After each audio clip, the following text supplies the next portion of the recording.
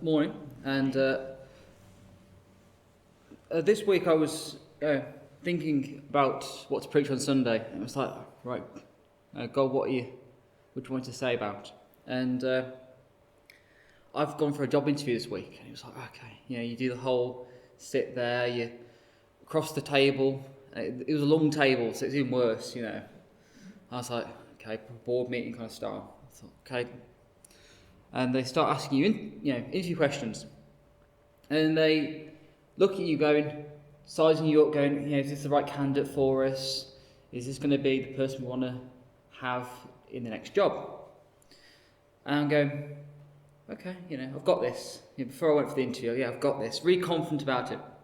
I don't know yet, by the way. But I'll find out Monday, hopefully.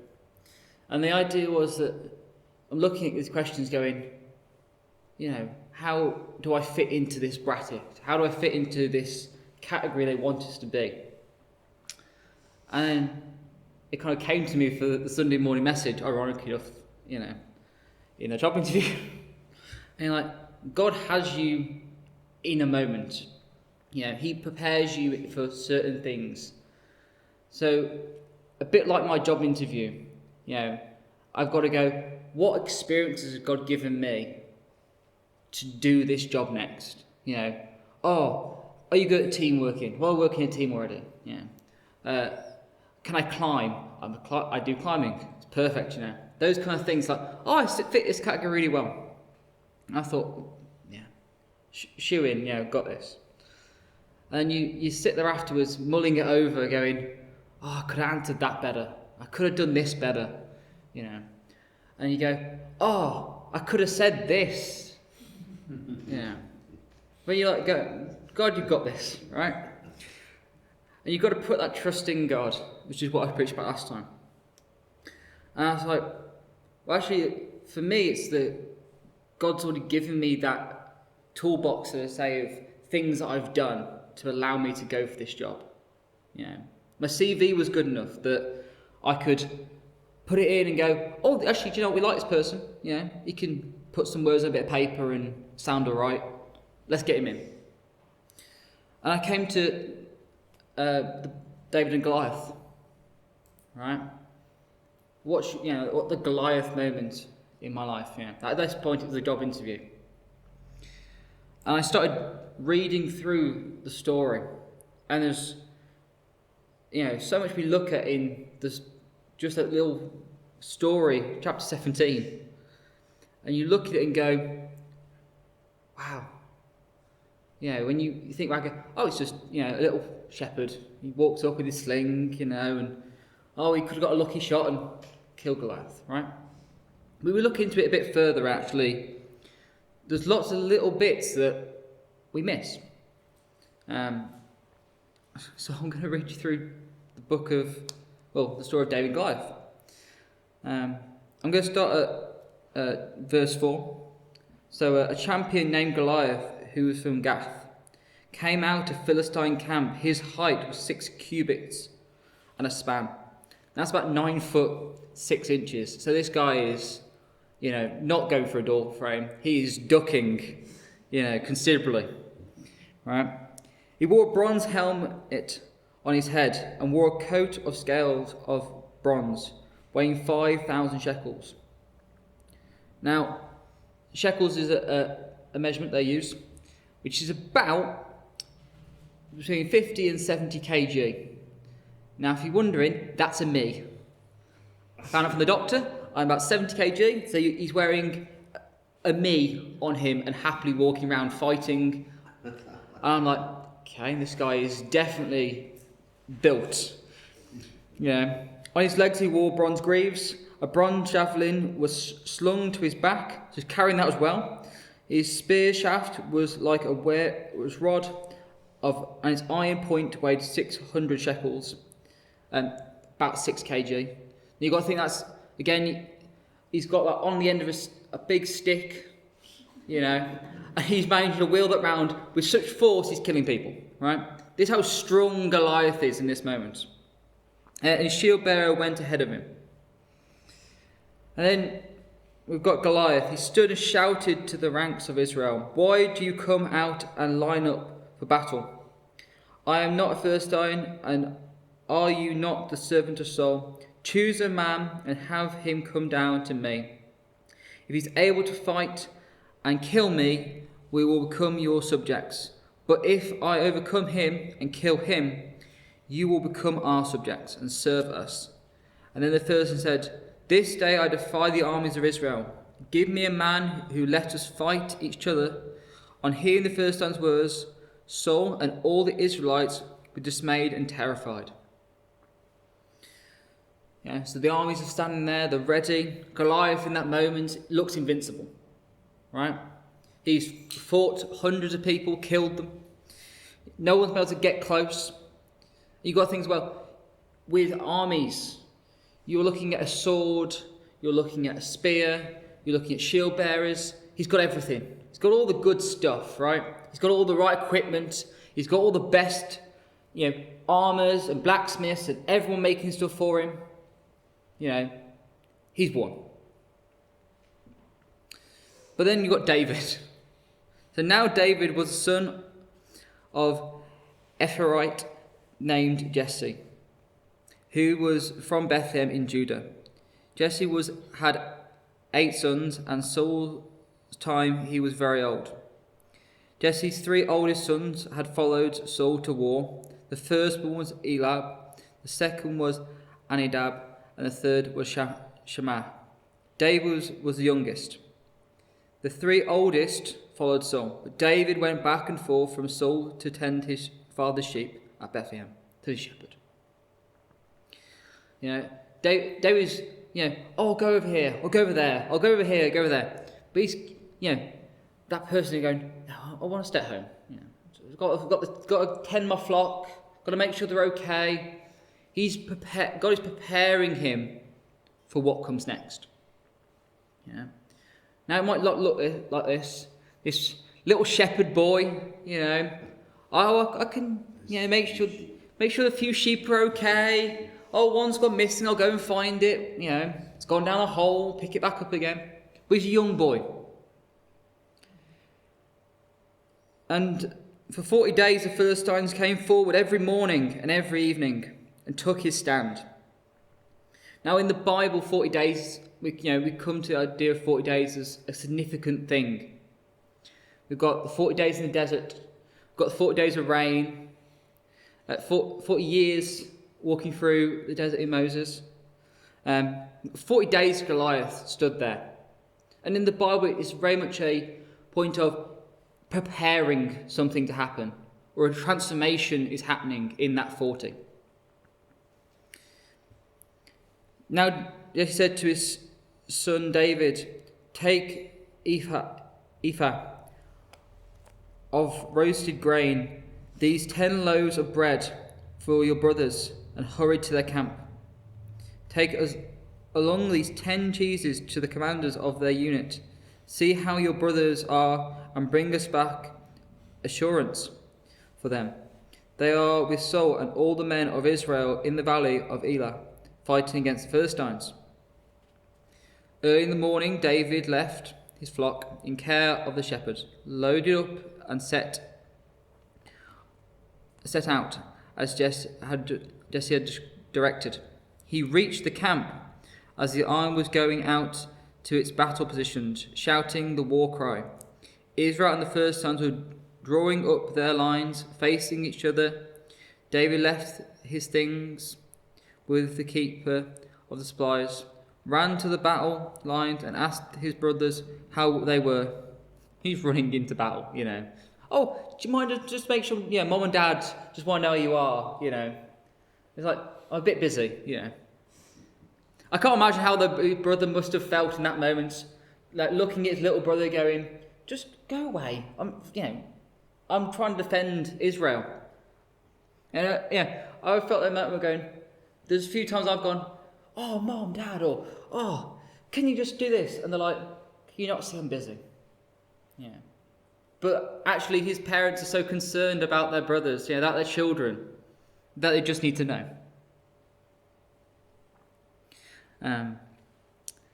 As he was talking with them, Goliath, the Philistine champion from Gath, stepped out from his lines and shouted to the usual defiance.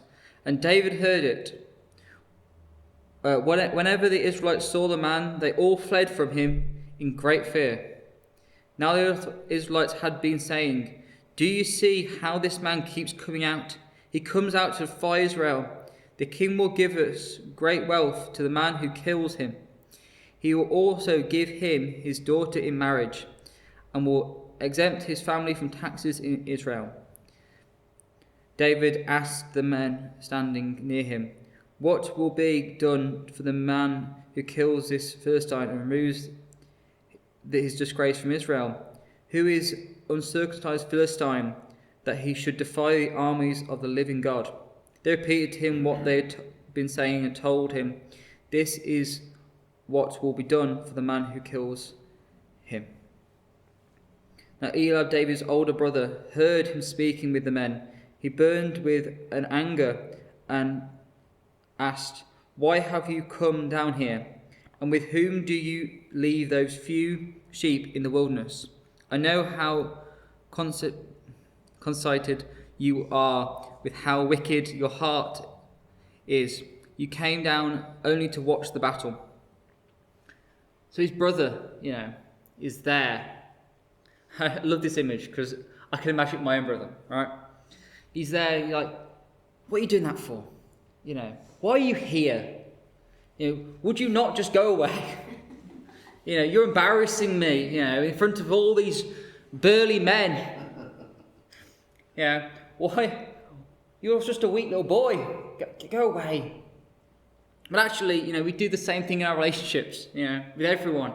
You've got your friends from work, you've got your family, you might have the friends you go down to the pub with, or, those little clubs you do, and you go, "Oh, it's such and such from here, can't let them see me with."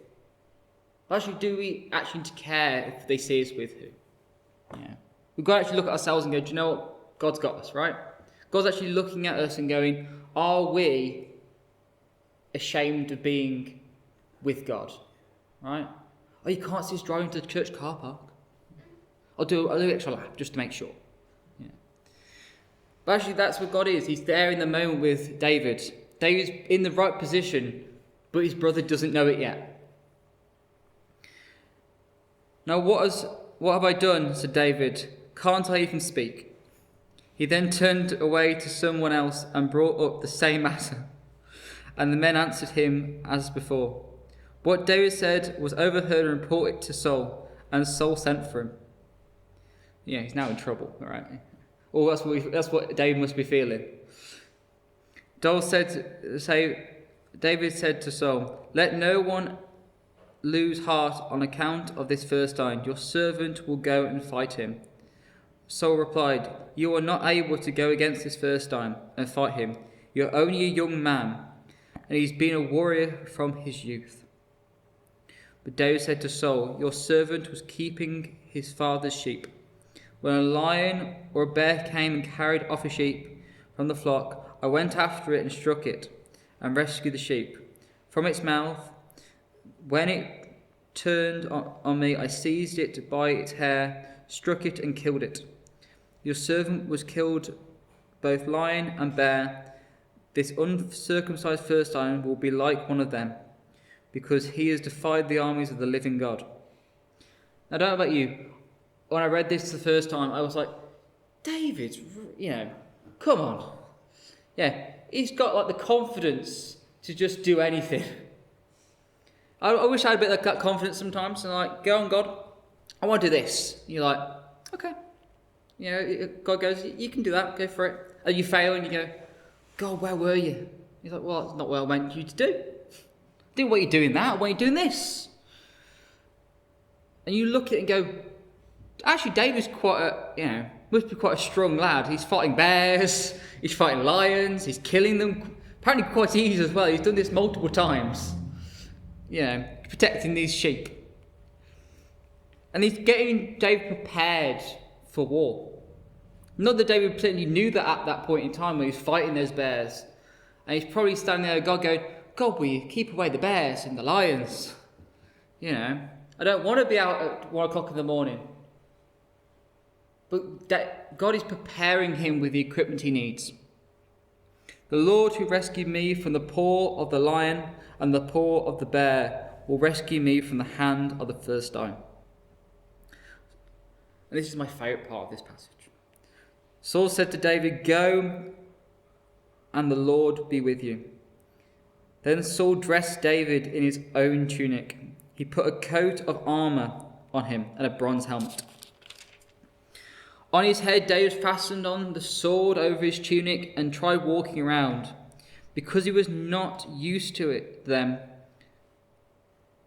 "I cannot go in these," he said to Saul, "because I'm not used to them." Yeah. And that hit me really hard. You look at people and what you want to do. You look at your friends and go, "I wish I had that car. I wish I had that watch. I wish I had their confidence or their ability to do their job because they make more money than me." But you can't do it unless you've prepared beforehand. You've got to do the training, the exercises. You've got to work at that job to get there. And that's what David's done. He's worked at the shepherds. He's fought the lions and the bears. He hasn't just waltzed up into Goliath and gone, "I can take him." God's prepared him for it. Then he took his staff in his hand, chose 5 smooth stones from the stream, put them in the pouch of his shepherd's bag, and with his sling in hand, approached the Philistine. There's another point in the Bible where, if you don't look at it outside of context, you think he's just walking up with a sling. At that point in time, that was the most advanced form of hitting someone across the room or across distance. It's like you having a bow and arrow or a gun. That's how advanced that piece of technology was at that point in time. He's not just waltzing around thinking, "I've got this." Saul would have had 2,000 slingers that were trained every day for this job. He's walking past them all going, "I've got this," And they're probably looking at him going, "Well, I could do that." But they can't, because they haven't got God's permission to do it. And that's the most important part about this scripture. That actually, David is there for a purpose, for God, because he's chosen by God to do that. And at that point in time, I can just imagine those lovely people that are just standing there going, "But I'm better than him. I can do that better than him."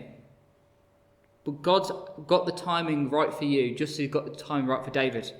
He's equipping you for stuff that you have yet to do. And then he goes on. "Meanwhile, the Philistine, with his shield bearer in front of him, kept coming closer to David. He looked David over and saw that he was little more than a boy, glowing with health and handsome, and he despised him. He said to David, 'I am a dog that you come at me with sticks.' And the Philistine cursed David by his gods. 'Come here,' he said, 'and I will give your flesh to the birds and the wild animals.'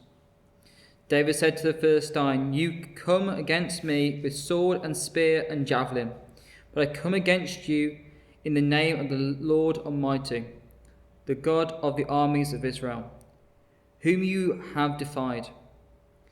This day the Lord will deliver you into my hand, and I will strike you down, and I will cut off your head. This very day I will give the carcasses of the Philistine army to the birds and the wild animals, and the whole world will know that there is a God in Israel. All those gathered here will know that it is not by sword or spear the Lord saves. For the battles in the Lord's, and he will give all of you into our hands." As the Philistine moved closer to attack him, David ran quickly towards the battle line to meet him. Reaching into his bag and taking out a stone, he slung it and struck the Philistine on the forehead. The stone sank into his forehead, and he fell face down onto the ground. So David triumphed over the Philistine with a sling and stone. Without sword in his hand, he struck down the Philistine and killed him. David ran and stood over him, and he took hold of the Philistine's sword and drew it from the sheath. After he killed him, he cut off his head with the sword. And I mean, it's got a graphic moment, of course. But the important part is actually that David has done exactly what the Lord had prepared him to do. He kept his promise to Goliath, in some aspects. A gruesome one, but it's true. He did keep his promise. But God has put him there as a shepherd. He walks out with his staff and sling in his hand, just as he'd do every day, with the equipment that God had given him for it. He didn't have to have a new bit of armour. He didn't have to have a new fancy bit of tech to do the things that God wanted to do. He's just had exactly what he needed at that point in time, because God had been preparing him for what comes next. As I close, I was drawn to Psalm 23. This is written by King David. He becomes a king, as many of us know. He's been looking after all his sheep for such a long time that God prepared him for being king, looking after the flock, looking after his people. God gives us points in our life we go, I just wish I had more to do in church, or I wish I had more to do in that ministry, or at work. And you're like, okay, God, I don't know if that's for me. I have to go, okay, God, I understand you're giving me this bit for this moment in time. I think it's so beautiful. It comes back to him being a shepherd. The Lord is my shepherd, I lack nothing. He makes me lie down in green pastures. He leads me beside quiet waters. He refreshes my soul. He guides me along the right path for his name's sake. Even though I walk through the darkest valley, I will fear no evil, for you are with me. Your rod and your staff, they comfort me. You prepare a table before me in the presence of my enemies. You anoint my head with oil. My cup overflows, for surely your goodness and love will follow me all the days of my life, and I will dwell in the house of the Lord forever. Such a beautiful psalm.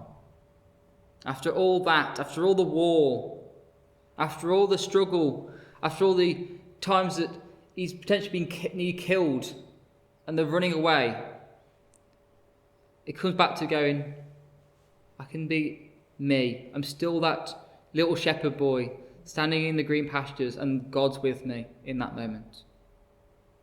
So don't be discouraged. Be encouraged. Because we can look at the Bible and go, wow, I can't be like King David. I can't be like any of these people in the Bible that have got these amazing testimonies in some aspects. These amazing stories we hear and we go, wow, how can I ever be that person? But actually you look at this and go, actually God has put these people in that place for that moment.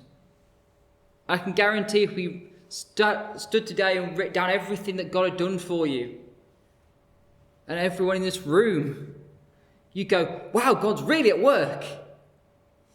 But you've got to understand that time, it's not day after day, month after month. It's happening over years and years and years and years. So if you did that exactly same thing with us, you go, wow, God's really moving this church. But you might not fit today. So be encouraged that the same God that brought down Goliath, the little shepherd boy in a stone, has prepared you for exactly the same kind of tribulations that you need to face today. Thank you.